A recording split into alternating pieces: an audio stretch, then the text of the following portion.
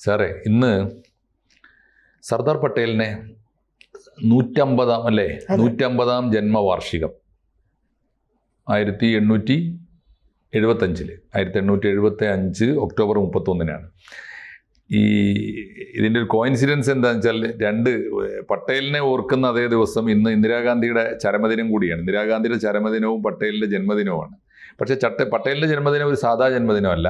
150ാം വാർഷികം രാജ്യമൊട്ടാകെ വിപുലമായ തോതിൽ കൊണ്ടാടുകയാണ്. ഈ സമയത്ത് നമുക്ക് പട്ടേലിനെ മാത്രമായിട്ട്, ഇന്ദിരാഗാന്ധിക്ക് തീർച്ചയായിട്ടും അവരെ ആദരപൂർവ്വം ഓർമ്മിച്ചുകൊണ്ട് ഈ ദിവസം സവിശേഷമായ ഒരു വാർഷികമായതുകൊണ്ട് 150ാം വാർഷികമായതുകൊണ്ട് ഈ ദിവസം നമ്മൾ പട്ടേലിനെ ഓർക്കാം. പട്ടേലിനെ കുറിച്ച് ഓർക്കുമ്പോൾ ഒരുപക്ഷെ ആ ഉജ്ജ്വലമായ കാലഘട്ടത്തിൻ്റെ ഓർമ്മകൾ മങ്ങുന്നതിന് മുമ്പ് ജീവിച്ചൊരു ജേർണലിസ്റ്റ് എന്ന നിലയിൽ അങ്ങ് എങ്ങനെ കാണുന്നു തന്നെ? പട്ടേൽ ശരിക്കും ഞാൻ ഒരുപാട് ചരിത്രം വായിക്കുന്ന ഒരാളാണ്. അപ്പോൾ ശരിക്കും ടവറിങ് ഈ ചരിത്രത്തിൽ ഈ ഉന്നത ശീർഷനായിട്ട് അല്ലേ, ജിഗീഷുവായിട്ടൊക്കെ നിറഞ്ഞു നിൽക്കുന്ന ഒരാളായിട്ട് ആ പ്രതിമയില്ലേ, ലോകത്തിലെ ഏറ്റവും ഉയരം കൂടിയ പ്രതിമ പോലെ തന്നെ ഇന്ത്യ ചരിത്രത്തിൽ നിൽക്കുന്ന ഒരാളാണ് പട്ടേൽ എന്നുള്ള കാര്യത്തിൽ ഒരു സംശയമില്ല. കാരണം ഈ രണ്ടുപേരും മറ്റേ ലണ്ടനിൽ ഇംഗ്ലണ്ടിൽ പോയി പഠിച്ചവരാണ്, നെഹ്റുവും പട്ടേലും.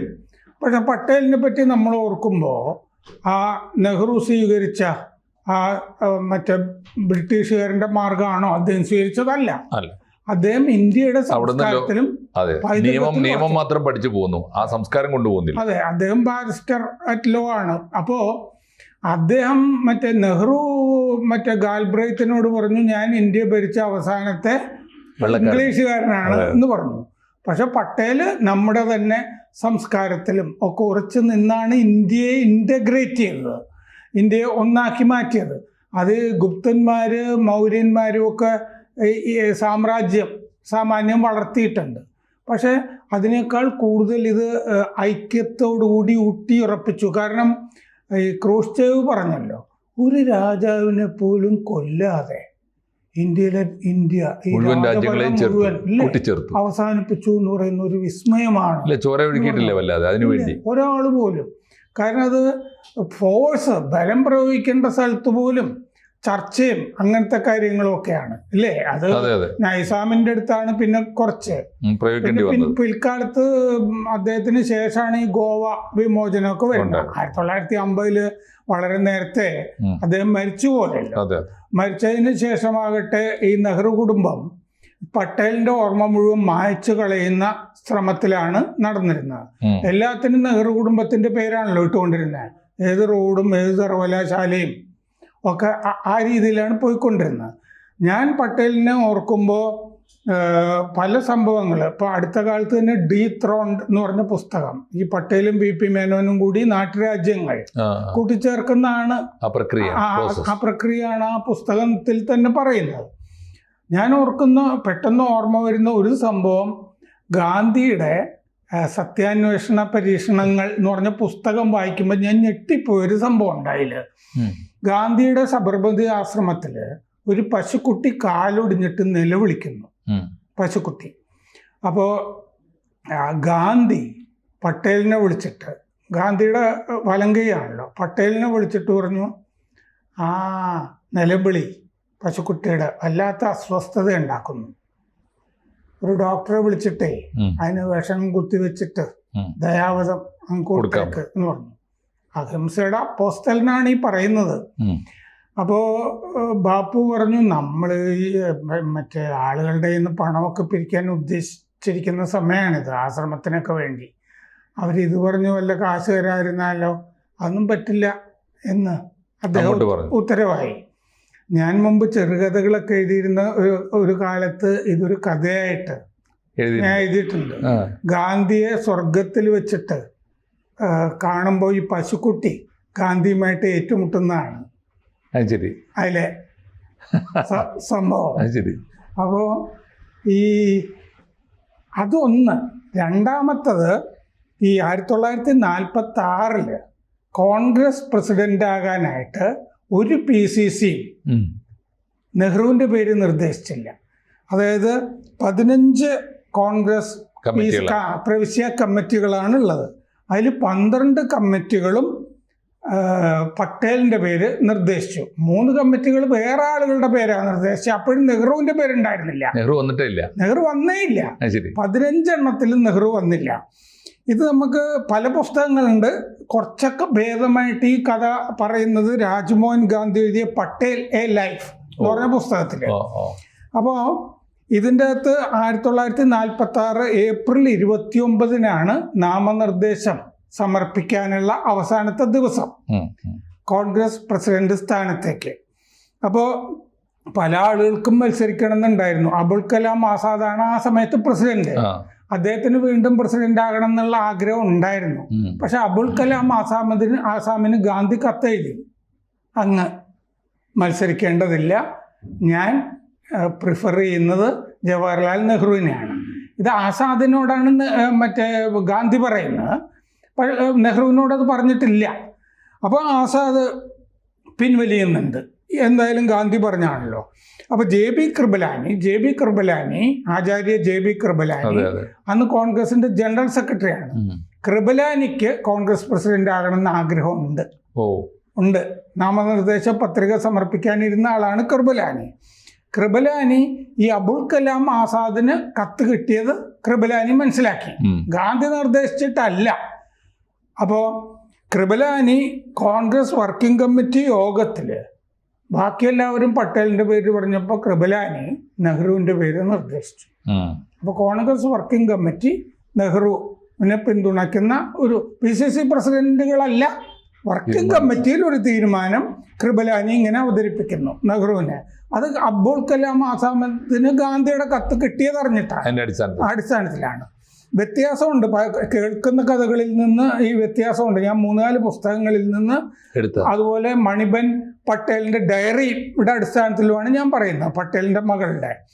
അപ്പോൾ ഗാന്ധി ഏപ്രിൽ 20 9 ദിവസം മുമ്പ്, നാമനിർദ്ദേശ പത്രിക പിൻവലിക്കുന്നതിന് 9 ദിവസം മുമ്പ് ഏപ്രിൽ 20 അബുൽ കലാം ആസാദിന് കത്തെഴുതുന്നത്. നിങ്ങൾ പ്രസിഡന്റ് സ്ഥാനത്ത് ഇനി മത്സരിക്കേണ്ട, നെഹ്റുവിനെയാണ് ഞാൻ പ്രിഫർ ചെയ്യുന്നത്. അപ്പോൾ അതിന് കാരണങ്ങളുണ്ട്. കത്തിൽ ഗാന്ധി പറയുക അതിന് കാരണങ്ങളുണ്ട്. കാരണങ്ങൾ എന്താണെന്ന് കത്തിൽ പറഞ്ഞിട്ടുമില്ല, 3 വരിയേ ഉള്ളൂ. അപ്പോൾ കൃപലാനി ഒരു പുസ്തകം എഴുതിയിട്ടുണ്ട്, Gandhi his life and thought എന്ന് പറഞ്ഞിട്ട്. കൃപലാനി എന്നെ എഴുതിയ പുസ്തകത്തിൽ ഈ ഭാഗം ചുരുക്കിയേ പറയുന്നുള്ളൂ. ഞാനൊരു കടലാസ് വിതരണം ചെയ്തു കോൺഗ്രസ് വർക്കിംഗ് കമ്മിറ്റിയിൽ. അതിൽ എല്ലാവരും വർക്കിംഗ് കമ്മിറ്റിയുള്ളവർ ഒപ്പിട്ടു, മറ്റുള്ളവർ നാമനിർദ്ദേശമൊക്കെ പിൻവലിച്ചു. ഞാൻ എൻ്റെ പത്രികയും പിൻവലിച്ചു. പട്ടേലിന് ഞാൻ പിൻവലിക്കാനുള്ള ഒരു ഫോം കൊടുത്തു ഒപ്പിടാനായിട്ട്, വിത്ത്ഡ്രോവൽ ഫോം. അതായത് പട്ടേൽ വിത്ത്ഡ്രോ ചെയ്യുന്നതായിട്ട് ഇവർ എന്നെ എഴുതിയിട്ട് ഇവിടെ ഒപ്പിടൂ എന്ന് പറയുന്നൊരു കടലാസ് പട്ടേലിന് കൊടുക്കുകയാണ്. അപ്പോൾ പട്ടേൽ ഇത് ഗാന്ധിയെ കാണിച്ചു.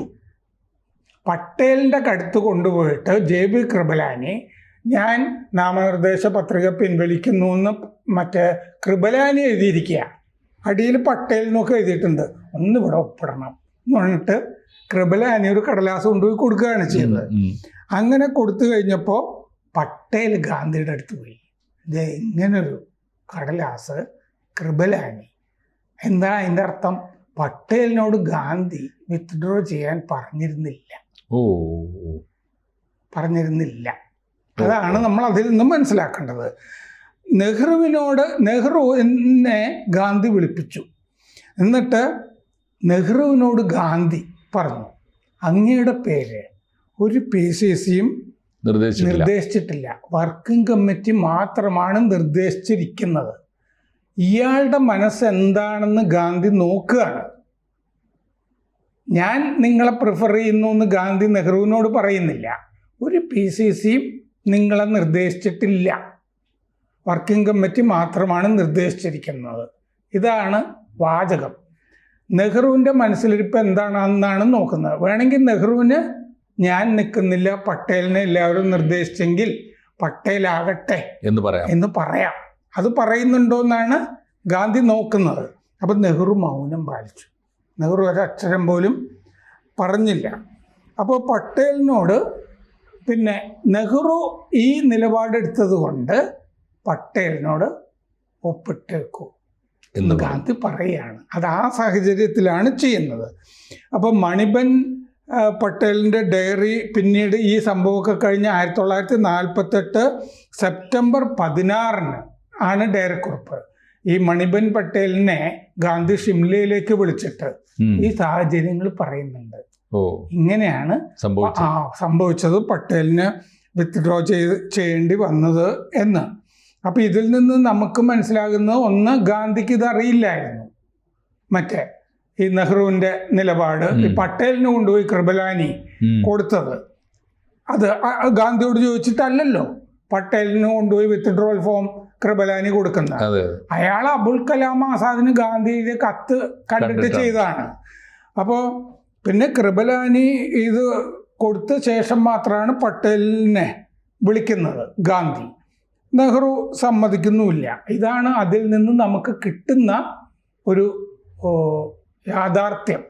അപ്പോൾ സംഭവിച്ചത് എന്താണെന്ന് വെച്ച് കഴിഞ്ഞാൽ, ഇതിലൊരു സംഭവം ഉള്ളത്, ആ സമയത്ത് കോൺഗ്രസ് പ്രസിഡന്റ് ആകുന്ന ആളായിരിക്കും ഇന്ത്യയുടെ പ്രധാനമന്ത്രി. ഇന്ത്യയുടെ പ്രധാനമന്ത്രി. കോൺഗ്രസ് പ്രസിഡന്റ് നേരെ ആ ഇടക്കാല മന്ത്രിസഭയുടെ പ്രധാനമന്ത്രിയാവും. അതിനെപ്പറ്റി എന്തായാലും നെഹ്റുവിന് നല്ല ബോധമുണ്ട്. നെഹ്റു മുമ്പ് ആളുകളെ വെട്ടുന്നുണ്ടല്ലോ, സുഭാഷ് ചന്ദ്രബോസിനെ പോലുള്ള വീരന്മാരെയൊക്കെ. കാരണം അവരൊക്കെ ഇന്ത്യയിൽ നിന്നാൽ തനിക്ക് തടസ്സം ഉണ്ടാവും. അതുപോലെ തന്നെ മോട്ടിലാൽ നെഹ്റു ഈ ഗാന്ധിയെ നന്നായിട്ട് ഈ പാമ്പർ ചെയ്യുന്നുണ്ടല്ലോ, നെഹ്റുവിൻ്റെ വളർച്ചയ്ക്ക് വേണ്ടി, സ്വന്തം മകൻ്റെ വളർച്ചയ്ക്ക് വേണ്ടി. അത് നമുക്ക് ദ നെഹ്റൂസ് എന്ന് പറഞ്ഞ പുസ്തകത്തിൽ വായിച്ചു കഴിഞ്ഞാൽ, ഓക്സ്ഫോർഡ് ഇറക്കിയ ബുക്ക് വായിക്കുമ്പോഴും ഒക്കെ നമുക്കറിയാം. BR നന്ദ എഴുതിയതാണ് ദ നെഹ്റൂസ് എന്ന് പറഞ്ഞ പുസ്തകം. അത് ആ കുടുംബത്തിന് വേണ്ടി എഴുതിയതാണെങ്കിലും നന്ദ കുറച്ചുകൂടി ഭേദമായിട്ട് വരികൾക്കിടയിൽ പലതും ഒളിപ്പിച്ചു വെച്ചിട്ടുണ്ട്. അപ്പോൾ ഇങ്ങനെ എൻ്റെ മകനെ അങ്ങ് കൊണ്ടു നടക്കണം എന്നുള്ള മട്ടിൽ പലപ്പോഴും മോത്തിലാൽ പറയുന്നൊക്കെ ഉണ്ട്. മോത്തിലാലിനോട് പ്രസിഡന്റ് ആകാനൊക്കെ പറയുമ്പോൾ, ഇല്ല, മകനെ ജവഹർലാൽ ആകട്ടെ എന്നൊക്കെ പറഞ്ഞിട്ട് ഈ ഗ്രൂമിങ് ഉണ്ടല്ലോ, അത് ധാരാളം ഉള്ളത് നമുക്ക് കാണാം. അപ്പം ഇങ്ങനെയാണ് ഈ പട്ടേല് അതിൽ നിന്ന് പുറന്തള്ളപ്പെടുന്നത്. പക്ഷെ പട്ടേൽ അന്ന് പ്രധാനമന്ത്രി ആയിരുന്നെങ്കിൽ ചരിത്രം മൊത്തത്തിൽ മാറിപ്പോയേനെ. അദ്ദേഹം അവിടെ ഇരുന്ന് VP മേനോൻ്റെ സഹായത്തോടു കൂടി ഇത് മുഴുവൻ നടത്തുന്നു. നമുക്കറിയാം, നമ്മുടെ പൈതൃകം ഇദ്ദേഹം പട്ടേൽ സൂക്ഷിക്കുമ്പോൾ അതിൽ ഏറ്റവും പ്രധാനപ്പെട്ടതാണ് സോമനാഥ ക്ഷേത്രത്തിൻ്റെ പുനരുദ്ധാരണം. ആ പുനരുദ്ധാരണത്തിൽ ഒരു താല്പര്യവും ഇങ്ങർക്കില്ല. രാഷ്ട്രപതി രാജേന്ദ്ര പ്രസാദിനുണ്ട്, പട്ടേലിനുണ്ട്. പട്ടേൽ ജൂനഗഡിൽ ആദ്യം ഒരു പ്രസംഗം നടത്തി, ഇത് നമ്മൾ പുതുക്കുന്നു. അങ്ങനെയാണ് അത് പുതുക്കാനായിട്ട് പിന്നെ KM മുൻഷി നടക്കുന്നത്. KM മുൻഷിക്കും രാജിവെക്കേണ്ടി വന്നു നെഹ്റു മന്ത്രിസഭയിൽ നിന്ന്. കഴിഞ്ഞ ദിവസം നമ്മൾ ഇറച്ച് ചെയ്തപ്പോൾ മുൻഷിയുടെ പേര് നമ്മൾ പറഞ്ഞു, 4ാമത്തെ ആളാ. നമ്മൾ പറഞ്ഞു ശ്യാമപ്രസാദ് മുഖർജി, അംബേദ്കർ, ജോൺ മത്തായി, KM മുൻഷി, 4 പേര് ഇവരൊക്കെ വെച്ച് പോകുന്നത് ഈ ഇങ്ങേരുടെ ഈ സ്യൂഡോ സെക്കുലർ നിലപാടുണ്ടല്ലോ, കപട മതേതരാണ്. കാരണം അയാളെ ഇന്ത്യയുടെ ചക്രവർത്തിയായിട്ട് കിരീടധാരണം നടത്തുന്നുണ്ടല്ലോ അയാളുടെ വീട്ടില് ജ്യോത്സ്യന്മാര് വന്നിട്ട്. അന്നത്തെ ദിവസം ആ പാർലമെന്റിലെ മറ്റേ പാതിരക്കുള്ള പ്രസംഗത്തിന് മുമ്പ് വൈകിട്ട് കിരീടധാരണം നടത്തി അപ്പ കൊടുക്കുന്നതാണ് ആ ചെങ്കോല്. അപ്പൊ നെഹ്റുവിന് കൊടുത്ത ചെങ്കോലാണ് ഇപ്പൊ പാർലമെന്റിൽ എടുത്തു വെച്ചിരിക്കുന്നത്. അന്ന് രാജഗോപാലാചാരി, C. രാജഗോപാലാചാരി തമിഴ്നാട്ടിൽ നിന്ന് കൊണ്ടിരുന്നതാണത്. അവിടുത്തെ അധീനങ്ങളിൽ നിന്ന് സംസാരിച്ചിട്ട് കൊണ്ടിരുന്നതാണ്. എങ്ങനെയാണ് മൗണ്ട് ബാറ്റൻ ചോദിച്ചു രാജഗോപാലാചാരിയോട്, ഇപ്പോൾ ട്രാൻസ്ഫർ ഓഫ് പവർ അല്ലേ, അധികാര കൈമാറ്റം, അതിനൊരു സിസ്റ്റം ഉണ്ടാവുമല്ലോ, അതെങ്ങനെ ഞങ്ങൾ ബ്രിട്ടൻ കൈമാറും? അപ്പോഴാണ് പുള്ളി കൺസൾട്ട് ചെയ്യുന്നത് രാജഗോപാലാചാരിയെ. രാജഗോപാലാചാരി പറയാണ്, രാജരാജ ചോഴൻ്റെയൊക്കെ കാലത്ത് ഇങ്ങനെ അധികാരദണ്ഡ് കൊടുത്തിട്ടാണ് കൈമാറിയത്, എന്നാ അത് കൊണ്ടുപോവാ എന്ന് പറഞ്ഞിട്ട് കൊണ്ടുവരുന്നതാണ് ഈ നമ്മളിപ്പോൾ പാർലമെന്റിൽ എടുത്തു വെച്ചത്, വിവാദമൊക്കെ ഉണ്ടായത്. അപ്പോൾ പിന്നെ നമ്മൾ കാണുന്ന എന്താന്ന് വെച്ച് കഴിഞ്ഞാൽ ഇവർ തമ്മിൽ വലിയ അകൽച്ചയില്. ഗാന്ധി അവസാനം ഉപവാസം ഇരിക്കുന്നുണ്ടല്ലോ, പാകിസ്ഥാനുള്ള പൈസ നെഹ്റു കൊടുക്കണം എന്ന് പറഞ്ഞിട്ട് ഇവരെ രണ്ടുപേരും വിളിച്ചിരുത്തുമ്പോൾ ഇവരോട് ഗാന്ധി പറയുന്നത് നിങ്ങൾ രണ്ടുപേരും ഒന്നിച്ചു പോകണം അല്ലേ? ഉപപ്രധാനമന്ത്രിയാണ് അതെ അതെ ഇദ്ദേഹം. അത് കഴിഞ്ഞ് ഗാന്ധിയുടെ വധത്തിന് ശേഷം അവര് നെഹ്റു അങ്ങോട്ടൊരു കത്തെഴുതുക പട്ടേലിന്, നമ്മളിനി കലഹിക്കണ്ട ഒന്നിച്ചു പോകണം എന്ന് പറഞ്ഞിട്ട് തിരിച്ചൊരു കത്ത് പട്ടേലും എഴുതുന്നുണ്ട്. പക്ഷെ 1950 നമ്മൾ ആ ഡീത്രോൺഡ് എന്ന് പറഞ്ഞ പുസ്തകം വായിക്കുമ്പോൾ ആ ഇൻ്റഗ്രേഷൻ നാട്ടുരാജ്യങ്ങൾ കൂട്ടിച്ചേർക്കുന്ന സമയത്ത് പലപ്പോഴും ഈ അകൽച്ച കൂടിക്കൂടി വരുന്നതായിട്ട് നമുക്ക് മനസ്സിലാക്കാനൊക്കെ പറ്റും. കാരണം അത് ഏകശാസനം പോലെ പിടിയാലെ പട്ടേൽ നെഹ്റുവിൻ്റെ ആജ്ഞകളെയൊക്കെ ധിക്കരിച്ചുകൊണ്ട് നടത്തിയ ഒരു മാസീവായ എഫർട്ടായിരുന്നു. അങ്ങനെയാണ് ഈ ഇന്ത്യ. അതെ തീർച്ചയായിട്ടും 160 നാട്ടുരാജ്യങ്ങൾ അല്ലെ 560 നാട്ടുരാജ്യങ്ങൾ സ്വതന്ത്ര മഹാരാജാക്കന്മാരായി വാണിരുന്നൊരു നാടിനെയാണ് ഇന്ന് ഈ കണ്ട രീതിയിലുള്ള ഒരു ശക്തമായ ഇന്ത്യയാക്കി മാറ്റിയത്. അങ്ങനെ ഒരു ഇന്ത്യയെ നിർമ്മിച്ചതിൽ, ഒരു ഏകീകൃത ഇന്ത്യയെ ഇന്നീ കാണുന്ന ഒരു ഭൂപടം ഉൾപ്പെടെയുള്ള മനോഹരമായൊരു ഇന്ത്യയെ നിർമ്മിച്ചതിൽ, ശക്തമായ രാജ്യമാക്കി തുടക്കത്തിലേ പടുത്തുയർത്തിയതിൽ ഏറ്റവും വലിയ പങ്കുവഹിച്ച ഉരുക്കു മനുഷ്യൻ തന്നെയാണ് സർദാർ വല്ലഭായ് പട്ടേൽ അല്ലേ? അദ്ദേഹത്തിൻ്റെ ഈ 150ാം ജന്മവാർഷികം രാജ്യമാകെയും ലോകമാകെയും മുഴുവൻ ഇന്ത്യക്കാരും ആഘോഷിക്കുന്ന കൂട്ടത്തിൽ തീർച്ചയായിട്ടും നമുക്ക് പട്ടേലിനെ ആദരപൂർവ്വം ഓർക്കാം. അതുപോലെ ഇന്ത്യയും ലോകവും നെഹ്റു യഥാർത്ഥത്തിൽ ആരായിരുന്നുവെന്നും പട്ടേൽ യഥാർത്ഥത്തിൽ ആരായിരുന്നുവെന്നും അറിയാനും പഠിക്കാനുള്ള ഒരു സന്ദർഭം കൂടി വീണ്ടും ഒരിക്കൽ കൂടി വന്നു ചേർന്നിരിക്കുന്നു. ചരിത്രം ഒരിക്കലും ഏകപക്ഷീയമായി പോകില്ലല്ലോ. എവിടെയെങ്കിലുമൊക്കെ വെച്ച് ഏതെങ്കിലും ദശാസന്ധിയിൽ ചരിത്രത്തിൻ്റെ എല്ലാ വസ്തുതകളും പുറത്തു വരും. അത് വന്നുകൊണ്ടേയിരിക്കുന്നുണ്ട്. ഇപ്പോൾ കുറെ കൂടി ഏറ്റവും നല്ല സന്ദർഭമായിട്ട് ഇത് മാറിയിരിക്കുന്നു. നെഹ്റുവിനെയും പട്ടേലിനെയും ഒരുപോലെ തിരിച്ചറിയാം. അതെ, PM ശ്രീയുടെ സിലബസിൽ പട്ടേൽ വന്നാൽ മാർക്സിസ്റ്റുകൾ എതിർക്കരുത്. തീർച്ചയായിട്ടും. ഓക്കെ, അതാണ് അതിൻ്റെ സമകാലീന രാഷ്ട്രീയം. നന്ദി സർ. ഓക്കെ, കൂടുതൽ വാർത്തകളും വിശേഷങ്ങളും നിങ്ങളിലേക്ക് എത്താൻ ABC മലയാളം സബ്സ്ക്രൈബ് ചെയ്യുക, ബെൽ ബട്ടണും അമർത്തുക.